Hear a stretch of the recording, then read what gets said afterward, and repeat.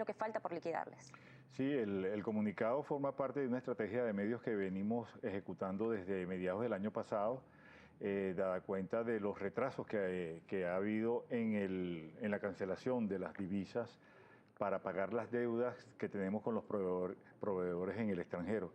En estos momentos estamos hablando de 200 y algo millones de dólares que bajó más o menos en el mes de abril, cuando el gobierno decidió pagar aproximadamente el 30% de esa deuda, pero ha ido aumentando con las nuevas aprobaciones que ha dado el gobierno, que nunca han sido en la cantidad necesaria como para reponer almacenes, lo que nos permita contar con la materia prima y con los insumos para reactivar las líneas de producción. Específicamente en la materia de insumos, ¿cuáles son las materias primas que a ustedes les están faltando para producir Sí, todo este material? estamos hablando de todo tipo de papeles, cartones, tintas, planchas litográficas.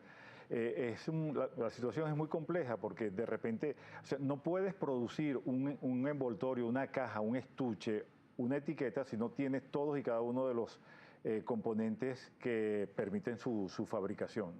Nos preocupa sobremanera esto porque buena parte de las empresas afiliadas a la IAG son empresas pymes, pequeñas y medianas, que no han contado con la aprobación, sobre todo de las importaciones productivas, por parte del gobierno nacional a través de Sencoex ahora, y tampoco hemos podido accesar a SICAD 1 y SICAD 2, lo que coloca a las empresas en una situación extremadamente comprometida. ¿De cuántas empresas estaríamos hablando? Estamos hablando de unas 1000 empresas en todo el país. El asunto es muy sencillo, es muy complejo y muy fácil de plantear. No nos pagan las deudas 2013, sobre todo en las importaciones productivas. No tenemos acceso a SICAD 1, SICAD 2 por una razón de peso. No están claras las reglas de juego allí. Eso debería ser un mecanismo complementario a SICAD y sigue siendo una especie de política errática y discrecional de la administración de la divisa. Las empresas, las fábricas que tienen un proceso productivo complejo no pueden planificar en el tiempo porque no saben cuándo les van a asignar o si les van a asignar o no. En esas condiciones es muy difícil reactivar. Nosotros hemos calculado, según los reportes de los afiliados, que el 65% de la producción gráfica está en este momento caída. Eso realmente genera muchísima preocupación. Y lo peor de ello es que no vemos una salida a corto plazo que no sea una solución integral por parte del gobierno que rompa el círculo vicioso que se ha establecido. Primero, se tiene que pagar la deuda. Hago énfasis en las importaciones productivas, que era un mecanismo fast track que se creó cuando Cadivi para financiar las importaciones que tenían carácter más urgente por debajo de los $50.000, ¿no? El gobierno sabe con claridad de qué estoy hablando. Pagar las importaciones que tienen 100, 200, 250 días de retraso, permitirnos con términos muy claros participar en SICAD 1, por lo menos que se nos informe por qué no se nos asignan las ¿Por qué razón a través de SICAD 1. Ustedes no están siendo, ustedes solo son convocados al Sencoex? No, también a SICAD 1 hemos sido convocados, pero no por ejemplo, una empresa va y intenta 15, 20 veces entregar la documentación en el banco.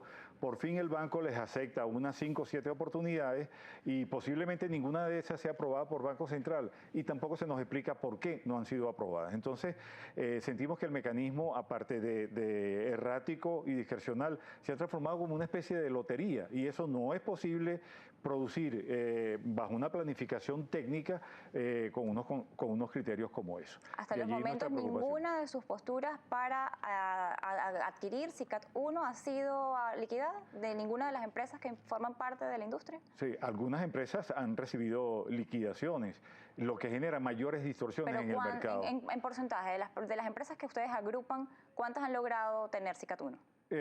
Nosotros, SICAD reporta montos totales de liquidación, sí. no exactamente el número de empresas.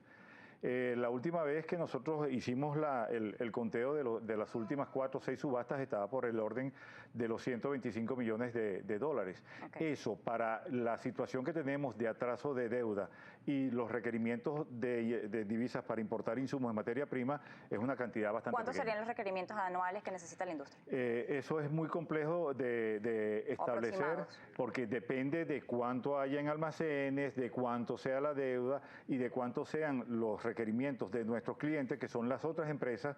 Nosotros decimos que la producción nuestra es transversal al resto de las cadenas productivas, alimentos y medicinas. Te pongo un ejemplo.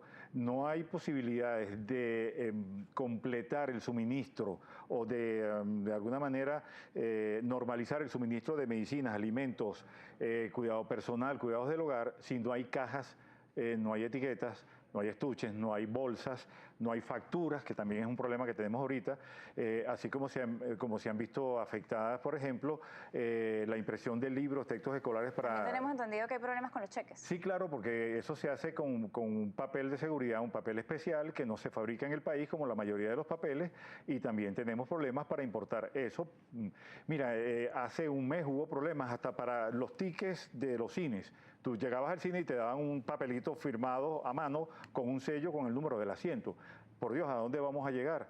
Y repetimos, la solución aquí tiene que ser integral, tiene que ser pago de deuda anterior, participación en SICAD a la tasa que determine el gobierno, que es el que vende las divisas, en SICAD 1 y en SICAD 2, de tal manera que podamos traer materia prima e insumos y reactivar las líneas de producción.